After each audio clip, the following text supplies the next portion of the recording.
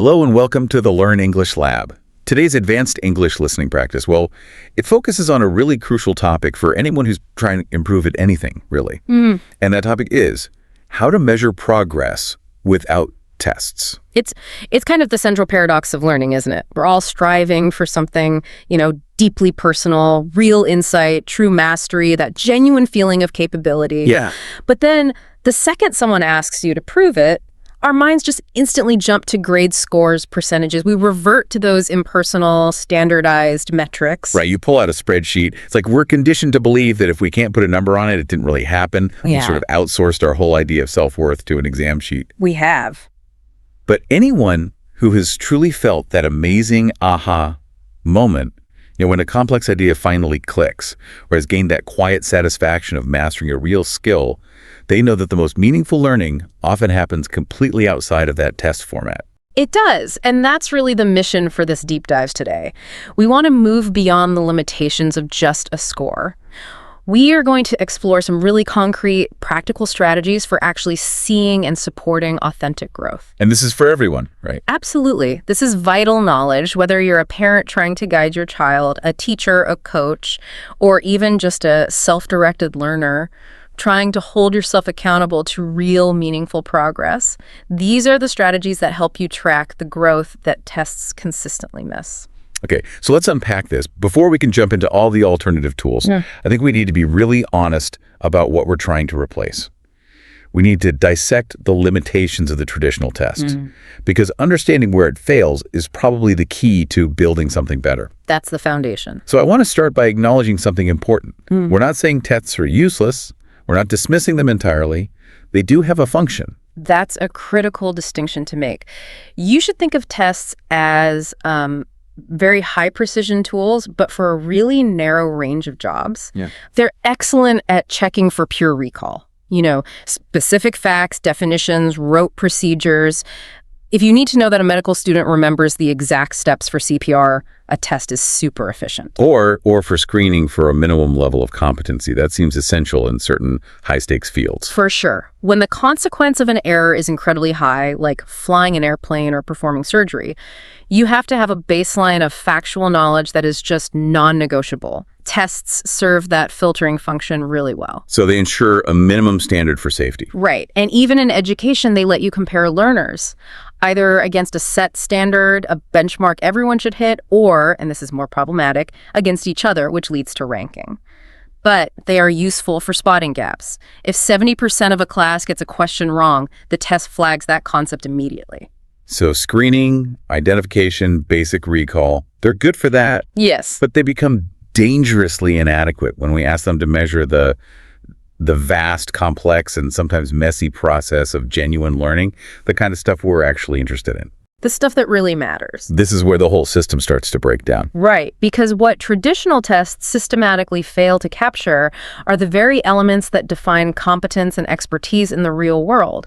Think about the durability of knowledge. You mean how long you remember it? Exactly. A test just confirms if you managed to cram information into your short-term memory the night before. It tells us absolutely nothing about long-term understanding. It's an evaluation of temporary performance, not lasting knowledge. It's all about that last-minute study for the moment knowledge. Precisely. And that leads to maybe the most crucial missing piece, which is the transfer of knowledge. Okay, what do you mean by that? This is the real acid test of learning. Can you apply a concept you learned in a classroom to a completely new or different situation? If a child learns about leverage in physics, can they use that idea when they're trying to move a big rock in the garden? Without being prompted. Spontaneously. If that bridge between the classroom and the real world isn't built, the knowledge just stays locked away. It's fragile. And tests rarely assess this because, by their nature, they present problems in very familiar, standardized ways. And they completely miss the internal stuff, don't they? The things that actually motivate someone to learn in the first place. Oh, totally. The internal drives, like your own motivation, your curiosity, or that resilience you need when you're facing a tough problem. These are the engines of lifelong learning. Right. Yet they are completely invisible to a test score. A student might fail a math test because they gave up after 1 minute, or they might fail because they just didn't know the material. The test gives the same failing grade, but it masks that critical difference in their mindset and their disposition. And it's all about the final answer, the product. It ignores the journey. Yes, it misses the problem-solving process. How did the learner even approach the problem? Did their strategy change when they hit a wall? Observing how someone thinks and manages confusion is often a much better gauge of their capability than just the final result. That makes sense. If two people get to the right destination, but one used a map and the other just wandered around until they got lucky, only the process tells you which one can actually do it again reliably. And when we rely so heavily on this one blunt tool, it comes with some pretty significant negative side effects that kind of ripple out everywhere. The most immediate one is, of course, performance pressure and test anxiety. For so many capable people, that pressure actively gets in the way of their thinking. It inhibits their ability to show what they actually know. So their score isn't a measure of knowledge, it's a measure of how well they handle stress. You've got it. Which can create this disastrous self-fulfilling prophecy. And then there's the huge systemic problem, the pressure to teach to the test. This just shrinks the curriculum. It moves teachers away from deep exploration and critical thinking, and instead they just focus on the specific facts that are definitely going to be on the assessment. Curiosity and deep understanding get sacrificed for a better score. And that one-shot, high-stakes test can lead to premature labeling, right? You're good at science or bad at history based on one score. Yes, and that can undermine your confidence for years.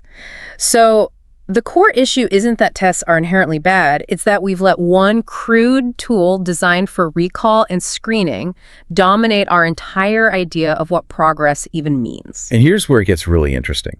Because if we ditch tests as the only judge of learning, we're forced to come up with a much better, more nuanced definition of progress itself, one that actually aligns with real capability and growth. So I want you, the listener, to just pause for a moment and reflect.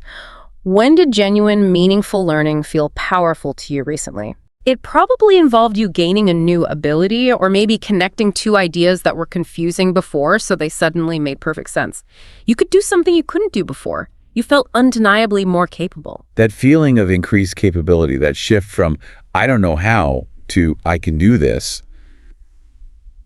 that's the real sign of progress. And that points us to a model that can capture growth across 4 different dimensions, moving us beyond just a single score. The first dimension is the one we all know from tests, knowledge. This is the foundation. It's acquiring the concepts, the facts, the vocabulary, the theories.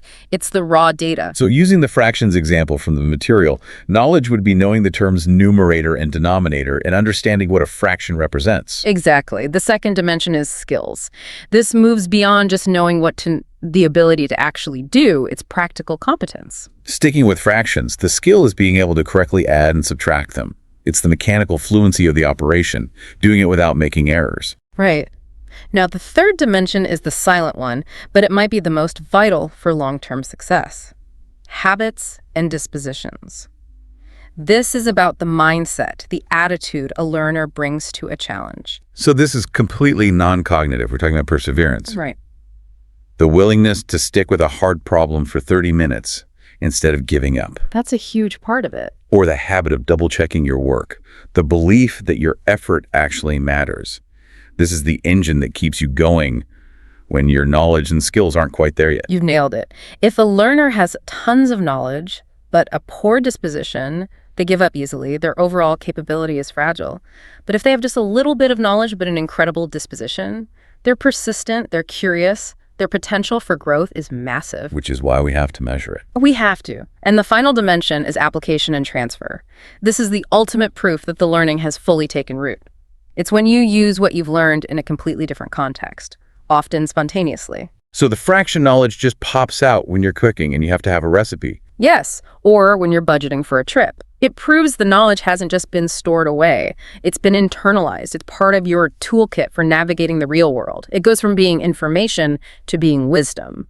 So the big takeaway here is that measuring progress without tests means we need to find ways to observe and document growth across all 4 of these dimensions: knowledge, skills, habits, and application. It's about capturing the whole picture, not just one tiny piece of it. So to actually use these non-test methods effectively, to make sure they're not just more busy work, we need a strong philosophical foundation.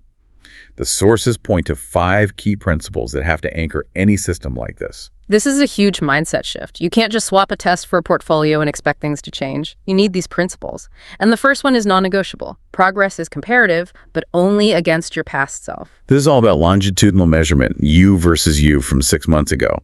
We're prioritizing personal growth over ranking. Yes. But let's be honest, that is incredibly hard to do.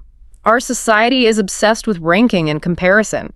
So how do you actually coach someone, or even yourself, to genuinely focus on that internal progress and ignore everyone else? Well, I think the structure of the system has to force it. If all your evidence of work is dated and saved, the only real comparison you can make is your January work versus your April work. And you have to celebrate those internal victories. Instead of saying, you got the highest score, you say, look at this concept that was so confusing to you last month. You've clearly got it now. That's fantastic progress. So you're constantly reinforcing that self-comparison. That's a powerful cultural shift. The second principle is that process matters equally to product. Right. Traditional tests, as we said, are all about the final answer. But we have to intentionally shift our focus to how a learner approaches a problem, how they deal with friction. Think about a complex coding task. 2 people write code that works perfectly. The test gives them both an A. But one person wrote clean, elegant, documented code, and the other one just copied and pasted stuff and got lucky. The process reveals a massive difference in their future capability. Non-test methods exist to reveal that underlying strategy. Okay, the third principle.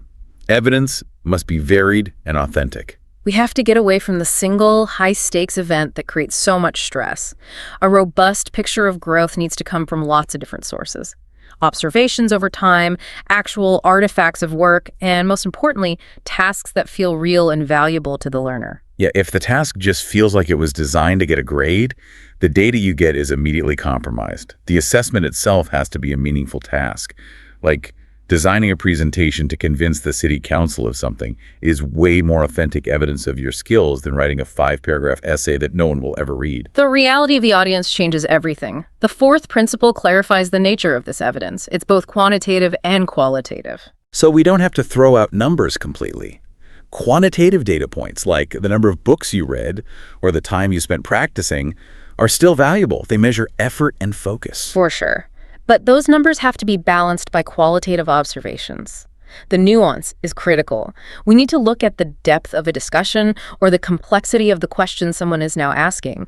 Are they moving from what questions to why and how questions? It's that qualitative layer that gives the numbers their real meaning. And finally, the 5th principle is about empowerment. Learner involvement is essential. Yes. Progress assessment can't be some secret judgment being done to the learner. It has to involve them. That means getting them involved in setting their own goals, teaching them how to assess their own work, and giving them ownership over collecting their own evidence in a journal or a portfolio. When they own the process, they stop being passive. They stop asking, what grade did I get? And they start asking, what evidence do I have that I'm improving, and what should I work on next? It's a total shift in agency. All right, with those principles in place, we can dive into the practical toolkit. We got a bunch of really effective methods to measure progress across those 4 dimensions. Let's start with the tools that focus on that deep internal processing. The foundational tool here has to be the learning journal or reflection. This is just a structured, ongoing space. It can be written or digital, where the learner regularly processes their experiences, what they did, what they learned, what was hard, what sparked their interest. What makes journals so powerful is that they capture metacognition, the learner's awareness of their own thinking. It makes their internal monologue visible. It does, and practically you have to set aside a non-negotiable few minutes for it. The key is to use specific, high-leverage prompts. My personal favorite is, I used to think no, but now I think. This forces them to articulate a change in their understanding. That's a great one. Or prompts like, the biggest obstacle I faced today was X, and the strategy I used was Y. And this is easy to adapt, right? For younger learners or people who don't like writing, they could use voice notes or even draw pictures. Absolutely. The medium doesn't matter as much as the act of pausing and processing. Now, how do you see progress in a journal? You're not grading it, you're tracking the thinking. You go back and read entries from months ago. What are you looking for? You look for an increased level of detail and accuracy in their descriptions. You look for a shift in confidence where I can't do this, slowly becomes I'll try this, and then I can usually do this now. You're looking for them talking about more sophisticated concepts. Okay, that makes sense. Then we also have portfolios of work. This isn't just a messy folder of old assignments, right? It's a curated archive. It's a curated archive of artifacts, yes. Drafts, projects, recordings, final pieces, all collected over time. They're magnificent because they measure growth in complexity and skill. They force a comparison that is just impossible to ignore. So practically, you set up a simple digital or physical folder organized by date. But what's the really critical step? The high-value step is having the learner select their showcase pieces and then write or record a short reflection explaining why they chose it, what skill it demonstrates, and, crucially, what they would change if they did it again today. That self-critique is powerful evidence of growth all by itself. And when you're looking for progress, you're literally doing side-by-side comparisons. An early essay next to a recent one. Exactly. Look at the coherence, the vocabulary, the complexity of the argument, and listen to the learner explain their portfolio. That verbal justification is maybe the strongest evidence you can get. Okay, so if documentation captures the internal monologue and the final products, the next set of tools are for seeing the learning in action. Let's move into these live assessment methods, starting with observational notes. Right, or anecdotal records. This means systematic, intentional observation of the learner while they're working, and you capture brief, concrete descriptions of what they're doing. And this measures all those invisible forces, engagement, focus, the strategies they're using, and those critical habits like perseverance. It captures that disposition dimension. It does. And the key to making this useful is to avoid subjective judgment. You have to be concrete. You should never write, "the learner is confused." So what would you write instead? You'd write, "stared at the blank page for 4 minutes, then pulled out a notebook and drew a timeline to organize their ideas." Or, "generated 3 distinct hypotheses for why the experiment failed." You capture the strategy, not the outcome. And if you read back through those notes every month, the patterns of growth become undeniable. You start seeing more independence, longer attention spans. Exactly. The other method here is conferences and dialogues, those intentional, regular learning chats. These measure how well a learner can articulate their thinking, their self-awareness about their own challenges, and their ownership of their goals. These aren't status reports, they're collaborative reviews. That's the key. And you do it by scheduling brief, regular check-ins and using open-ended questions. Don't ask, "did you understand it?" Ask things like, "what piece of learning from the last month are you most proud of and why?" Or, "what was the biggest challenge you faced and what steps did you take to manage it?" And a great forward-looking one is, if you had unlimited time, what would you explore next? That one reveals so much about their genuine curiosity. And to see growth here, you look for a shift from passive answers like, "I just did the assignment," to more strategic statements like, "here's what I decided to try, and here's why it didn't work, which led me to try something else." Okay, moving into some more structured methods now. Let's talk about checklists and competency maps. This sounds a little more formal. It is, but it gives you structure without the burden of grading. It's a way to break down a big area of learning like effective writing into really concrete, observable skills. So instead of just a vague goal, you'd list specific things like can correctly use a comma or use in paragraphs to group ideas. You've got it. And for each specific skill, you create a simple, non-judgmental scale. Something like not yet emerging, developing, proficient. And then periodically, you and the learner review the map together. But the key is that it's used as a planning tool, right? Not a judgment. It's, okay, we see you're emerging in this area, so let's focus our next project there. Yes, and as a celebration tool, look how many skills have moved from emerging to developing since last quarter. By just taking a visual snapshot of the map over time, you get this incredibly clean, clear metric of progress without a single grade.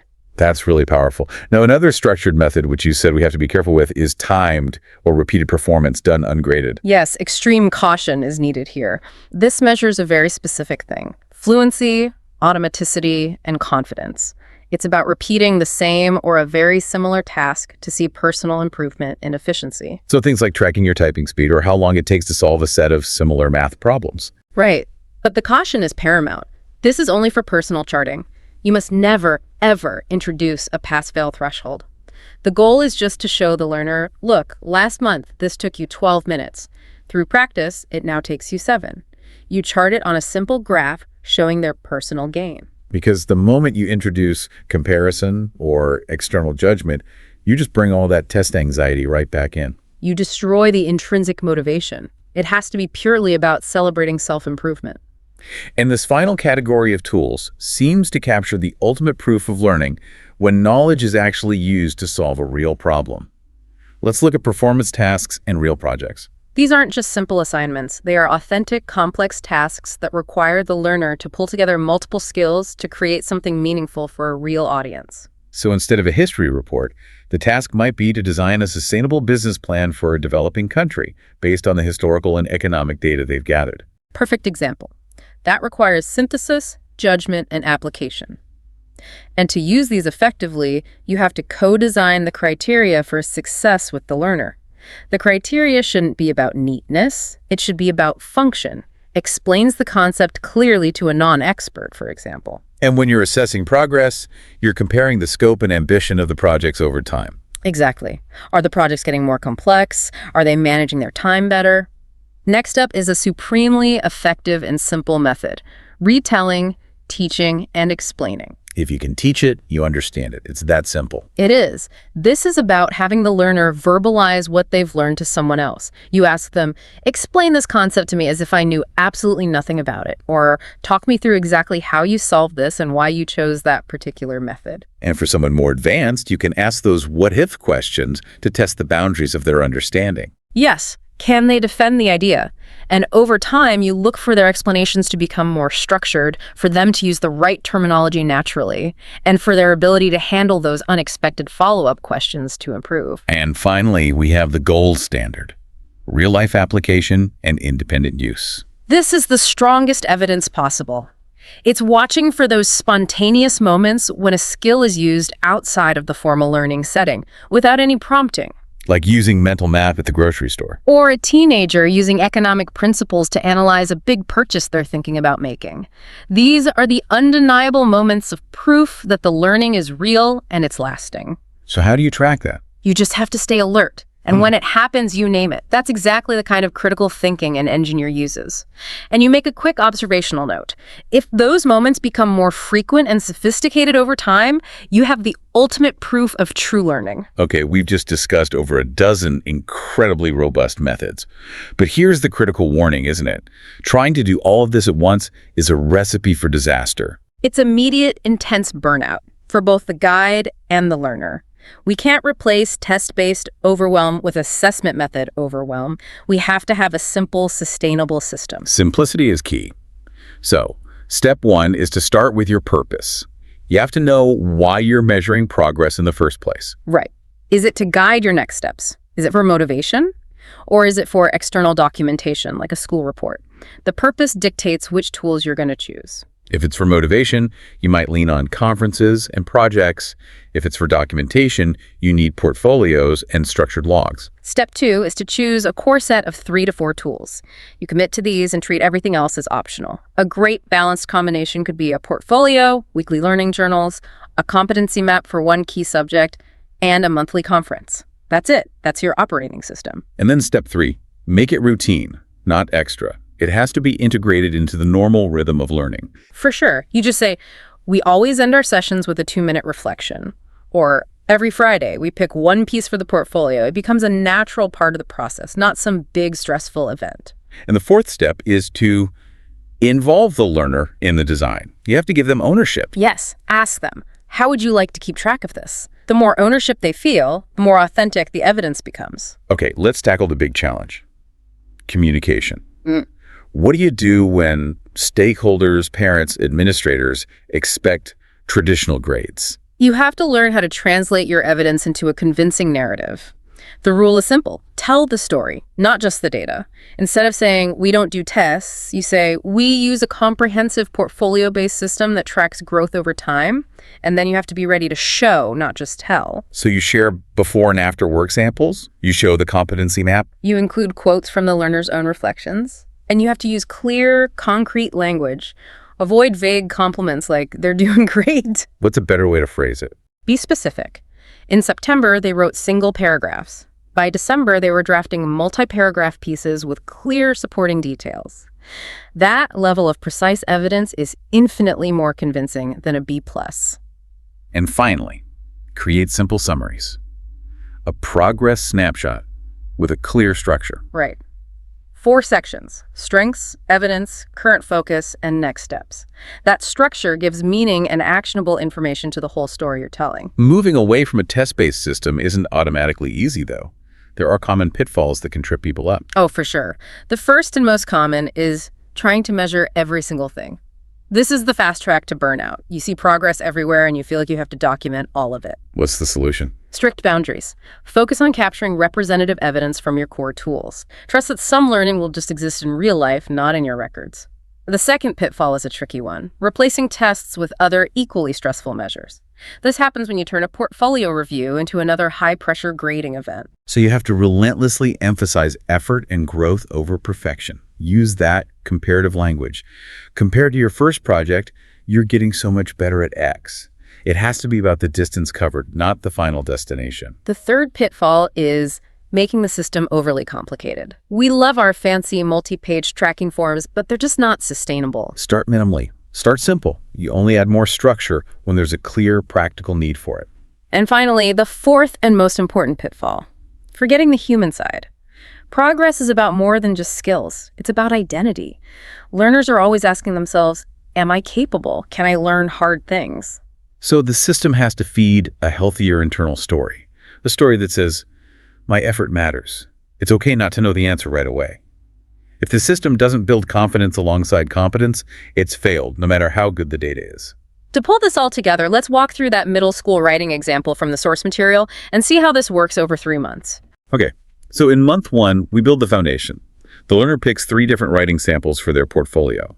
They start a learning journal with simple prompts like, what was easy today? And the first conference is all about goals. What do you enjoy about writing, and what's one thing you want to work on next month? Then in month 2, you bring in more structure. They use a competency map for writing to self-assess their skills. The projects for that month are specifically designed to practice the goal they set, say, using more descriptive details. And their journal reflections become more strategic, documenting how using those details makes their writing better. By month 3, the proof is highly visible. They add new samples to their portfolio. You do that powerful side-by-side comparison of a month 1 piece next to a new one and ask, what differences do you see? They look at their competency map and say, hey, I think I'm ready to move this skill from emerging to developing. Exactly. This integrated system builds concrete evidence, it creates a shared language for talking about skills, and most importantly, it fosters deep ownership and pride in the learner's journey. And all of that happens without a single high-stakes final grade. You know, when we really commit to stepping away from tests as the only way to measure learning, something genuinely transformative happens. For everyone, we start to notice progress in places that were completely overlooked by the old system. We see it in the way a child persists just a little bit longer before asking for help. We see it in the quality of the questions an advanced learner starts to ask. And we see it in that quiet confidence that builds when they realize, I can figure this hard thing out if I just change my strategy. Measurement stops being about ranking and sorting. It becomes about noticing, supporting, and celebrating that incremental growth. Progress without tests isn't the absence of assessment. It's assessment that is ongoing, human-centered, and anchored in authentic, real-world skills. And by demanding this deeper kind of evidence, the transfer, the process, the habits, we're actually raising the standards. We're demanding true capability, not just temporary recall. So what does this all mean for you? The ultimate goal is to fundamentally change the act of measurement from being this punitive audit of failure to being a collaborative tool that actively supports and accelerates learning. We'd encourage you to just consider one area of your own learning right now, a skill or a habit you're developing, and choose just one non-test method. Maybe it's just making some observational notes about your own process, or committing to a simple learning journal entry. Just try it this week. See if it helps you notice the progress you're already making that you might otherwise overlook. Thank you for joining this deep dive. If you found these insights helpful, please take a moment to like, share, and subscribe to this YouTube channel. Hello, welcome to the Learn English Lab. Today's podcast, Advanced English Listening Practice topic name is Why Consistency Matters More Than Motivation. And welcome to another deep dive. We understand that you, our listener, are looking for knowledge that isn't just a quick fix, but something, thorough, structured insight that gives you a genuine competitive edge. That's right. And today, we're taking on a mission to Well, to really tear down one of the most beloved and maybe most deceptive concepts in personal development. The idea that achievement, hinges on this state of perpetual motivation. Exactly. Our goal is to dive deep into the psychological frameworks and even the neurological research that challenges this deeply ingrained belief that you need continuous enthusiasm to be a high achiever. Right. We're going to scrutinize why waiting for that perfect feeling, waiting for inspiration to strike like lightning, is actually the fastest and most reliable way to completely derail your most important goals. And we have to confront a fundamental conflict right at the start. Motivation, when it shows up, it feels fantastic. Oh, it's a great feeling. It's energetic, it's exciting, it gives you this powerful, immediate mental boost. But the harsh and, let's be honest, unsexy truth is that consistency, which is often mundane and even boring, is the actual mechanism that delivers sustainable, meaningful results. So we're going to explore why our brains are sort of wired to chase that fleeting spark instead of building the steady, unglamorous infrastructure that defines real success. We will. We'll look at the psychology, the neurology, all of it. Okay, so let's set the scene with something I think everyone can relate to.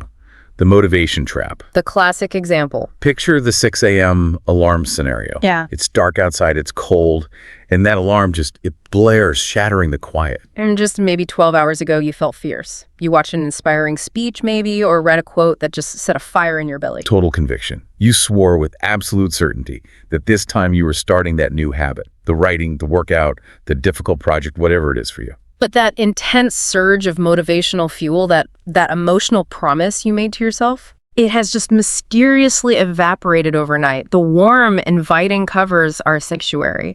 And the moment that alarm sounds, the mental negotiation begins. And it is immediate, and it is highly persuasive. I'll start tomorrow. I'm just too tired today. One day won't hurt the overall goal. I'm just not feeling it. And that's the one. That's the killer. And that, right there, is the entire game in a nutshell, isn't it? People see motivation as this magical elixir, something they need to find and harness to just propel them effortlessly toward their dreams. They wait for inspiration to strike, for the perfect moment when they'll genuinely feel like tackling the difficult, repetitive, or uncomfortable work. And that waiting is so insidious. That it is, because while you're waiting for that feeling to return, you see days turn into weeks, weeks turn into months, and then, months turn into years of unfulfilled potential, wasted time, and just accumulated regret. So we have to state our core thesis, I guess, unapologetically. We do, and it's this. Motivation is an exceptionally poor, shaky, and ultimately destructive foundation for success. Because it's inherently temporary and unreliable. That's the bottom line. Okay, so let's really unpack that. Let's dismantle the myth. Yeah. Core myth we all seem to internalize. One where we look at successful people. The elite athlete who seems tireless, the best-selling author who publishes a book a year, the entrepreneur with that relentless pace. And we assume they have some kind of secret, perpetual reservoir of motivation that the rest of us just weren't born with. We think they wake up every single day just thrilled to embrace the grind. And that assumption is so critical to dismantle, because the reality, which is confirmed by virtually every single high achiever you could talk to, is that there are countless days, if not the majority of days, where they simply don't feel like doing the work. It's a universal human truth then. It's not about them being superhuman.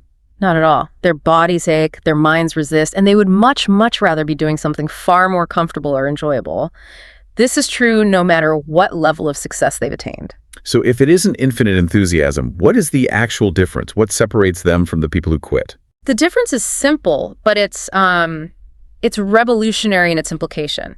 They have established a system where they show up and perform the required actions regardless of their emotional state. They don't let their feelings dictate their behavior. That's it. They've decoupled their actions from their emotions. Which suggests that we've fundamentally misunderstood what motivation even is. Precisely. Motivation is an emotion.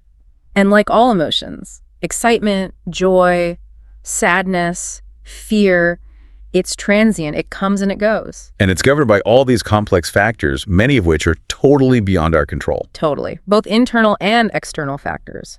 Just think about the sheer number of variables that influence your motivational state on any given morning. You mentioned things like sleep quality and stress levels. Which are huge. But let's go deeper. Your motivation is influenced by your current hormonal balance cortisol levels from stress, or maybe not enough dopamine because you slept poorly. It's influenced by micronutrient deficiencies, even minor inflammation in your system. It's influenced by the state of your personal relationships, whether you had a small argument the night before.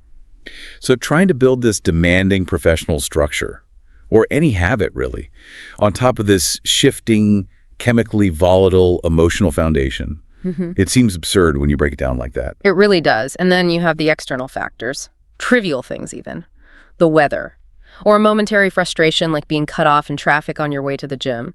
Any of those can drain your emotional tank and pull that motivation right down with it. So, if you're relying on motivation, on the feeling of wanting to work, you are, to use an analogy, building your entire house on shifting sand. It will inevitably crumble because the emotional tide is guaranteed to recede, and it will leave you exposed and, frankly, unwilling to do the work. And this is where we can challenge our own internal narratives, right?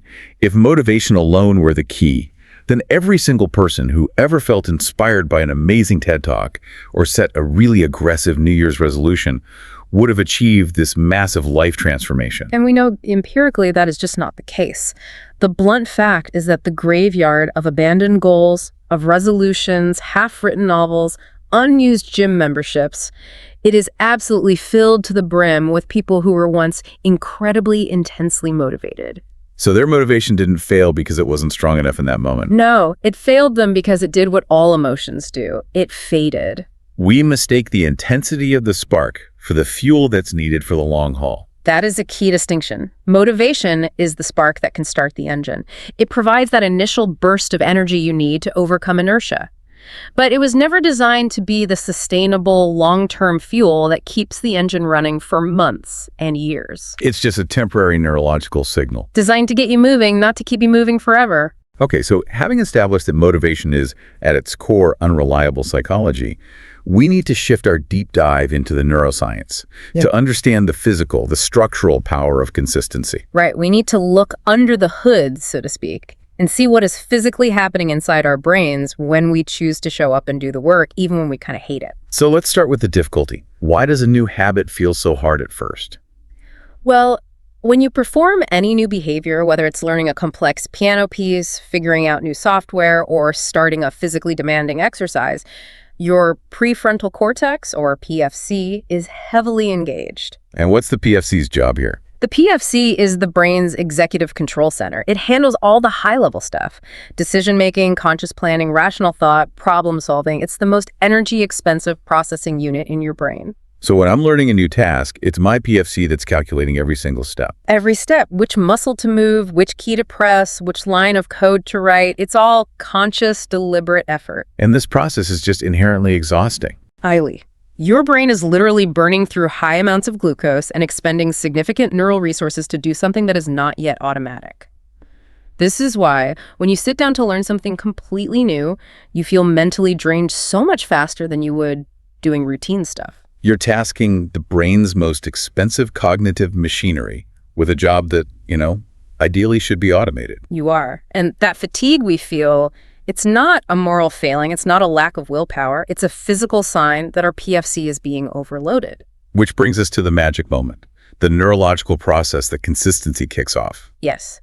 So when a behavior is repeated over and over, those associated neural connections, the pathways, the electrical signals travel down, they don't just get stronger, they become structurally optimized. How does that optimization happen? What's the actual mechanism of change in the brain? This is where a process called myelination becomes absolutely essential. Think of your neurons as like electrical wires. Myelination is the process where the axons, the long, slender parts of the nerve cells, get covered in a fatty sheath called myelin. And this myelin acts like what? Electrical insulation. That's a perfect analogy. It's like upgrading the plastic coating on a data cable to something much, much better. And what's the effect of that?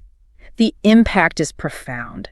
This insulation drastically increases the speed and the efficiency of the signal transmission. We're talking about increases in signal speed by up to 100 times. Wow. This is vital for any kind of rapid skill acquisition. Think about a concert pianist executing a complex, fast scale. That incredible speed isn't just practice, it's the result of highly myelinated neural pathways, allowing the motor signals to fire almost instantaneously. So consistency, the boring repetition, is what's actually stimulating the brain cells to lay down this myelin sheath. That is the biological function of repetition. And as this process of strengthening and insulating happens, something else amazing occurs. Control of that specific behavior gradually shifts within the brain. It moves out of that high-energy PFC, and into the basal ganglia, which is the brain's automatic pilot. It's the region of the brain that governs automatic unconscious behaviors. When a behavior is successfully encoded into the basal ganglia, it becomes a true habit, like riding a bike or typing or signing your name. You bypass the need for conscious decision-making and willpower because the behavior is now structurally hardwired. And it requires significantly less mental energy, a drastically reduced cognitive tax to perform. The goal is to make the desired action as effortless as brushing your teeth. This contrast just powerfully illustrates why consistency has to be the priority over sporadic enthusiasm. 1,000 powerful bursts of motivation, if they're followed by weeks of inaction, just fail to strengthen those pathways. They don't stimulate myelination. No lasting structural change occurs without that neurological rewiring, and that only comes from consistent repetition. Motivation might make you want to be a coder, but only the consistent act of sitting down and writing the code, especially when you're frustrated, actually changes your brain structure to make that process easier and more automatic over time. So when you choose to show up consistently, you're not just using willpower.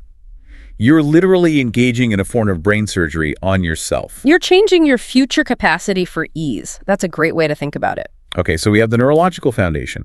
Let's explore the behavioral impact of this, the compound effect. Right. This concept, which is often talked about in finance, is perfectly applicable here. It suggests that small, consistent actions, when compounded over a long period, lead to massive exponential results. And this is where the power of steady, unglamorous effort just completely blows away the flash-in-the-pan intensity of motivation. The secret isn't in the size of the action, but in the relentless frequency.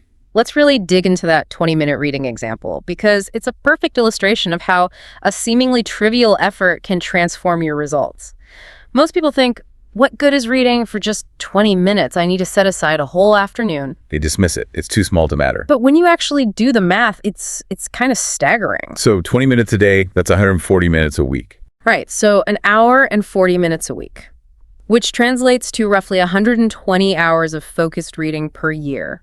For an average reader, that's somewhere between 25 and 30 books annually. And if you maintain that small, manageable, consistent habit over a decade, just 10 years, you will have absorbed the knowledge from 250 to 300 books.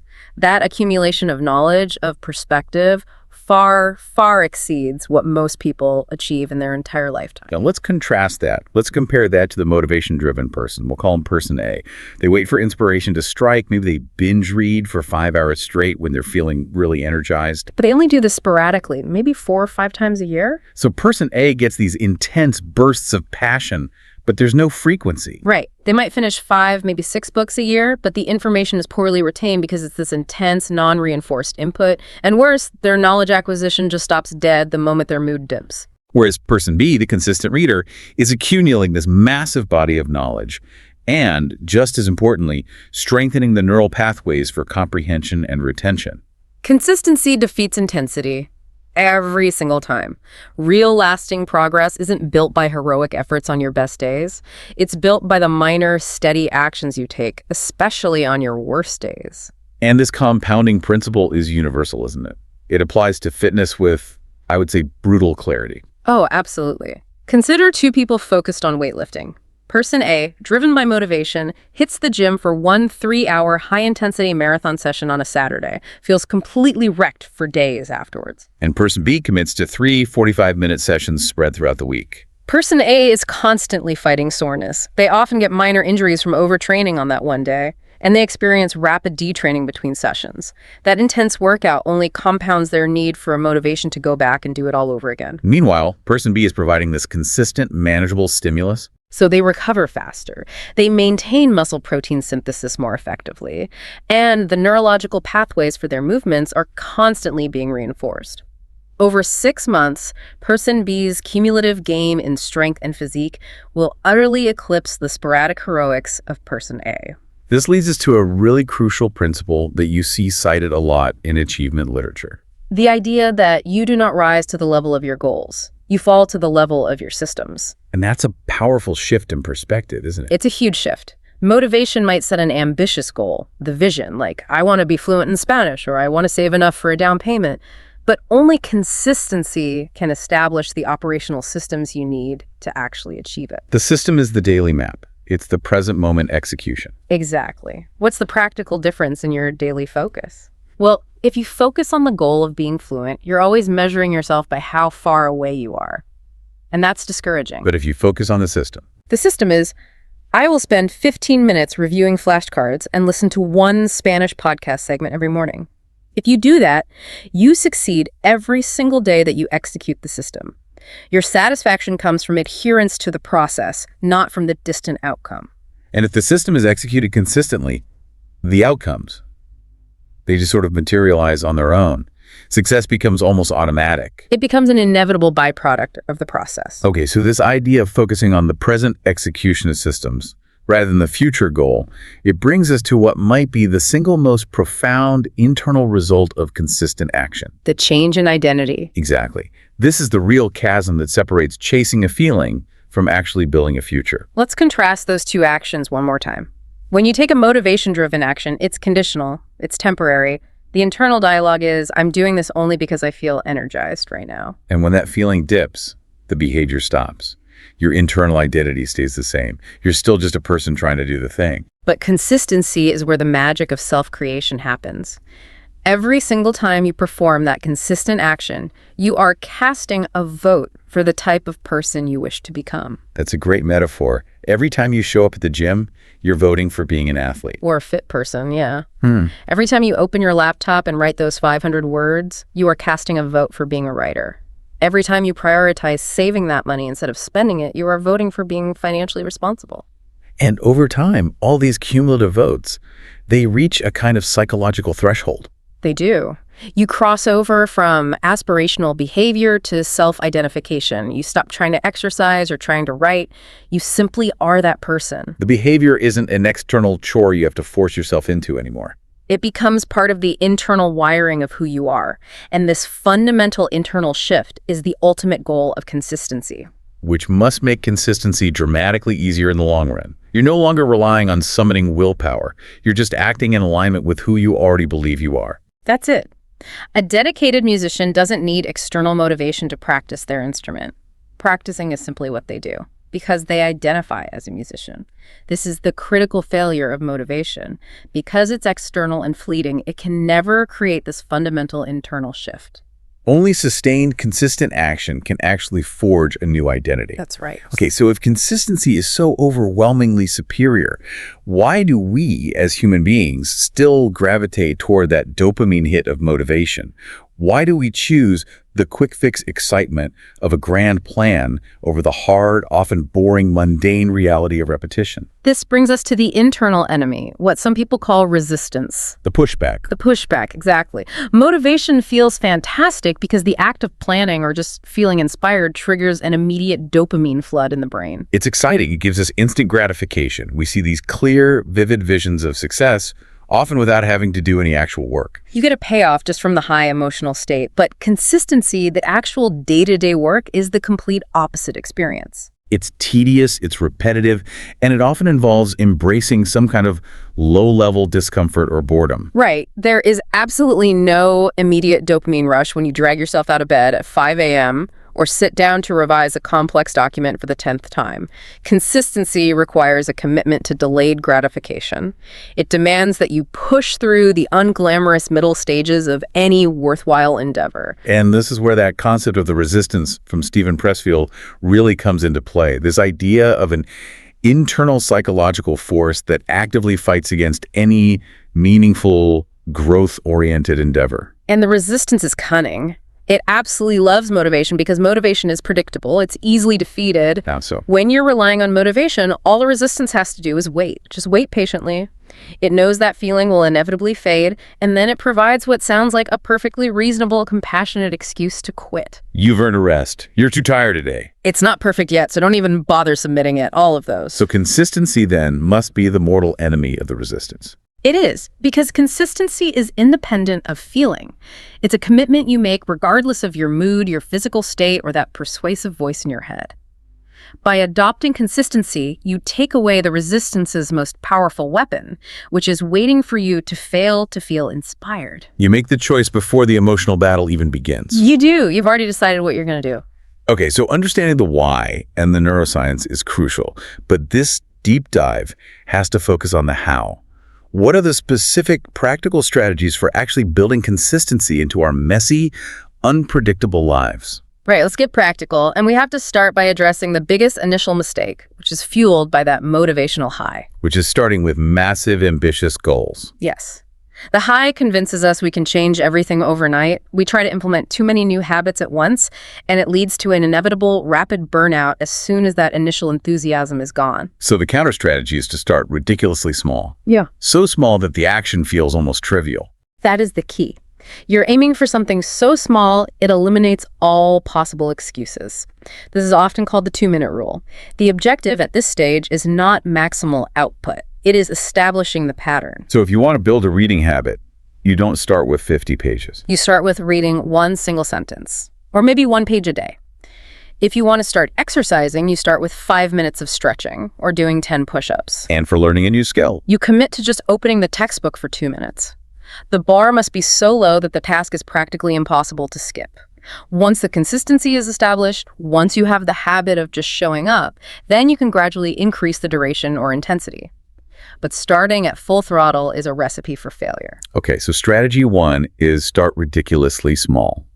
Strategy 2 focuses on reducing the cognitive load by leveraging routines we already have locked in. This is habit stacking. Habit stacking is incredibly effective because it borrows the established automaticity of your existing routines. Instead of trying to carve out a brand new time slot in your day, which takes decision-making energy, you just attach the new desired behavior to an anchor habit you already do without thinking. Can you give us a few different examples of how this linkage works? Sure. The structure is simple. After I do existing automatic habit, I will do new desired behavior, for instance. After I pour my morning coffee, I will write down 3 things I'm grateful for. Yeah. Or after I put my work bag down when I get home, I will do 3 minutes of mobility exercises. Another one might be, after I finish dinner, I will immediately load the dishwasher. That one prevents the undesirable behavior of leaving dishes until the morning. So the existing habit acts as the trigger, the prompt, which makes consistent execution much more likely because the mental energy needed to remember or decide is almost zero. Almost zero. And the third essential strategy is designing your environment. We have to recognize that our behavior is far more influenced by our surroundings than we like to admit. You have to assume you're irrational and design your space for the person you want to be. We need to strategically arrange our environment to make the desired action easy and the undesired action difficult. Minimize friction for the good, maximize friction for the bad. That's the principle. If you want to practice your guitar, don't keep it in its case in the closet. Keep it on a stand in the middle of your living room. So it's always visible. Always. If you want to read more, keep the book on your pillow. It's the last thing you see before you go to sleep.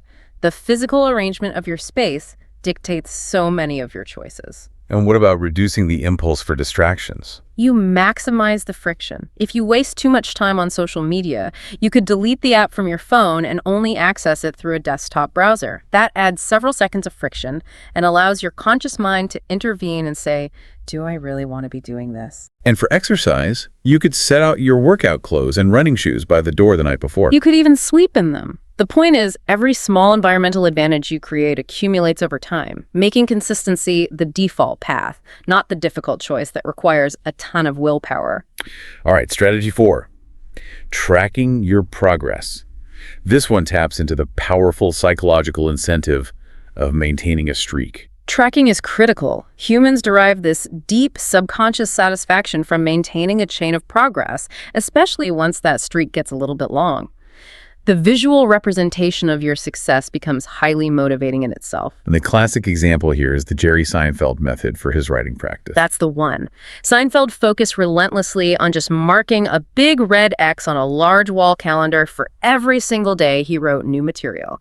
And his one non-negotiable rule was to not break the chain. That visual momentum creates a powerful motivation that comes from loss aversion. You just don't want to see that perfect chain broken. You don't. And beyond just the visual incentive, tracking gives us crucial data to maintain consistency, right? How so? It gives you the data you need for iterative improvement. If you miss a day, you can look back at the calendar and ask, okay, what caused that lapse? Was it a late night? Was it an unscheduled meeting? This data lets you address the systemic root cause, reinforcing that identity shift and building undeniable confidence in your ability to follow through. So you're tracking the system, not the outcome. You're tracking the process, which brings us perfectly to the final and maybe most essential strategy, planning for failure. We have to acknowledge the universal reality that you will fail. You will miss days. And that's a necessary realization, isn't it? Life throws curveballs. You get sick, a family emergency comes up, you travel, or you make a poor decision one day. Right. And the difference between those who ultimately achieve long-term success and those who abandon their efforts is not whether they failed, it's their recovery protocol. The common unsuccessful response is something called the what the hell effect. It's a cognitive fallacy where people treat a single lapse, say, missing one workout, as absolute proof that they can't maintain consistency. And that leads to total abandonment of the system. The internal voice says, well, I already ruined my diet, so I might as well eat the rest of this pizza and just start fresh next month. And that converts a temporary slip into a permanent defeat. The successful response adheres to a very simple but crucial rule. Never miss twice. Missing once is human. It's completely unavoidable. It shows you're living a life that isn't perfectly optimized, but missing twice, that often establishes a new, undesirable habit pattern. It starts a downward spiral. So the commitment has to be to get back on track without fail immediately after the setback. If you miss Monday, you absolutely make sure you succeed on Tuesday. No matter what. This prevents that temporary slip from defining your identity. Okay, we've established that consistency is powered by systems, not by feelings. Let's explore a bit more why focusing too much on the goal itself can actually be counterproductive to your daily action. Goals are necessary for direction, of course, but they exist in the future. And when your daily focus is entirely on the goal, let's say I want to finish a 300-page novel, the sheer distance between where you are today and that final outcome can feel overwhelming. And highly demotivating. Every day you haven't finished the novel feels like a small failure. It does. In contrast, systems are radically present-focused. They tell you how to proceed, focusing only on today's execution. Instead of obsessing over the novel, you focus on the system. I will write 500 words before noon. And success is then measured by your execution of the system. That's right. If you hit your 500-word target, you are a success for the day, regardless of how far you are from the final page. So let's revisit motivation. If we've spent this entire deep dive highlighting its limitations, is it truly useless? Does it have any strategic application in this framework? No, it's not useless at all. It's important not to just discard the tool entirely. We just need to redefine its specific function. Motivation is excellent for initiating action. It's the spark. It is the spark, the powerful catalyst you need to overcome the immense initial inertia of starting something new. It's the momentum for the jump start. So if you've been procrastinating on launching a business, that flash of inspiration might be what you need to finally open the legal documents or create the first draft of your business plan. Or if you're overwhelmed by a new field, a surge of motivation might be what pushes you to sign up for that first class or buy the specialized equipment you need. The critical moment, then, is what you do with that temporary energy when it strikes. Exactly. You have to use that motivational energy strategically to immediately set up the long-term systems and structures that you need for consistency. Don't just enjoy the feeling or sit on the couch brainstorming grand ideas. Use the temporary energy to create permanent structures. Yes. Schedule recurring practice blocks in your calendar. Commit publicly. Sign up for a non-refundable course. Automate your savings transfer. Buy the equipment that will reduce friction later on. This is the perfect application of the rocket fuel analogy. That's it. Motivation is rocket fuel. It provides that incredible, powerful thrust you need for the initial launch to escape the gravity of procrastination and inertia. But a rocket doesn't run on that fuel for the whole journey. It's too costly, too finite. Once it's past that initial launch phase, it relies on more sustainable, systematic propulsion. Which is consistency, the steady, predictable effort for the remainder of the long voyage. We also have to acknowledge the single greatest psychological hurdle to maintaining consistency: the time horizon, the expectation of instant results in a world that's wired for immediate gratification. This is where most people quit, because they operate with a false expectation of linear progress. They believe that the effort they put in today should yield visible results tomorrow. But the reality of achievement is rarely linear, is it? It's more like a hockey stick curve. It is. There is a long, often discouraging flat period, the plateau of latent potential, where you are putting in significant, consistent effort day after day, week after week, and you're getting minimal, almost invisible results. And this period is psychologically painful. The work feels wasted, you question your competence, you feel foolish for continuing. And this is inevitably the point where motivation will abandon you completely. It's during this plateau that the internal battle between the motivated person and the consistent person is really decided. It is. And what people fail to grasp is that during this plateau, the work is not wasted. It is being stored like energy in a tightly compressed spring, building potential. Like sheeting a block of ice from a very low temperature. Perfect analogy. You heat a block of ice from, say, negative 50 degrees Celsius to 0. You're putting in massive amounts of energy, thousands of calories, and for a long time, the temperature doesn't seem to change. But the moment you hit that inflection point at 0, the ice melts and things change rapidly. So the hours the consistent person put in during that flat period were the hours that actually built the capacity, the foundational skills for that later burst of visible success. They were. And the crucial insight here is this. Motivation will not carry you through the long, frustrating plateau of latent potential. Only the sustained, boring, repetitive habit of showing up, irrespective of observable progress, will get you to that inflection point where results suddenly and rapidly appear. And looking at the bigger picture, in a world that is so dominated by feelings, where most people are paralyzed waiting for the right mood, consistency becomes this extraordinary, almost unfair competitive advantage. It's the ultimate differentiator. While everyone else is waiting to feel inspired, you are executing your daily system. While others are starting and stopping based on their mood swings, you are steadily, relentlessly accumulating competence and progress. The top performers across almost every challenging field of business, sports, coding, the arts, they're rarely the most naturally talented people. They are simply the people who showed up consistently over the longest period of time.